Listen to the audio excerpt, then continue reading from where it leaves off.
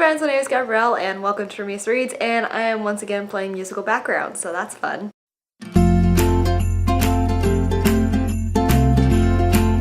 I cannot believe how close January 2017 is, and coming up with the whole new year, which I'm still in complete shock the fact that we are so close to ending 2016, there are so many good books coming out this year, so I wanted to give you guys the top books that you should read in 2017. The first book that I see and hear about all the time that is so hyped and everyone's really excited to read is A Court of Wings and Ruin by Sarah J. Maas. This is the third in the A Court of Thorns and Roses series, and it picks up with Fair as she and the fairy court are preparing for the war that they have found themselves in. Now, I don't know too much about this because I didn't want to get spoiled, so I so far am liking the series, and this is one that everyone is talking about, so obviously I have to give it a chance. That book is coming out on May 2nd, 2017. The second most hyped book of 2017 that's coming out is on February 7th, 2017, and that is King's Cage by Victoria Aveyard. Now, this is going to pick up after the events of Glass Sword, and it follows Mare as she and her group of rebels still try and fight against the Silverbloods. The events of Glass Sword, the way it ended, I had so many emotions about it that I really want to know what's going to happen in King's Cage. We'll see about that. The third most hyped book of 2017 is Wayfarer by Alexander Bracken. Now, this is also a book series that I haven't gotten too much into, but I'm hoping that with the release of Wayfarer, I will finally be able to read Passenger, which is the first book of the series. I love the Passenger idea and the how she has so much time travel in it and how it really ties into the plot. So I'm hoping to read both of these books when the series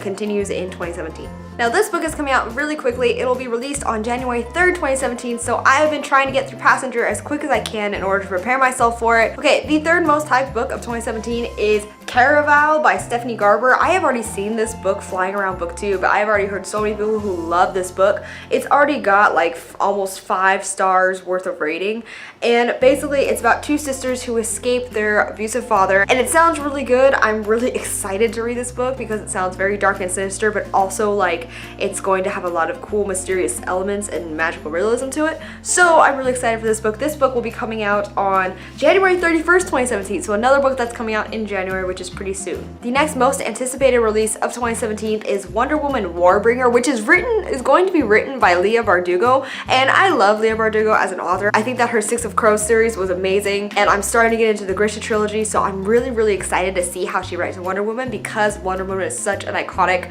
character in the DC Comics verse. Basically, this will be starting from the Wonder Woman origins before she became the powerful warrior that she is known to be. This is her trying to get to that point and somehow kind of prove herself to her sisters, and it sounds really good. Leah Bardugo is such a strong writer, so I can't wait to see what she does with this book. This is going to be released on August 29th, 2017, so we have to wait kind of a long time for it, but hopefully the waiting will make it all worth it. The next book I want to talk about that is going to be released on January 17th, 2017 is History Is All You Left Me by Adam Silvera. Now, this book is going to be about the main character Griffin, who has just lost his ex-boyfriend due to a car accident, and when he loses him, he meets his ex-boyfriend's previously ex-boyfriend, and somehow they end up forming a connection over their mutual loss.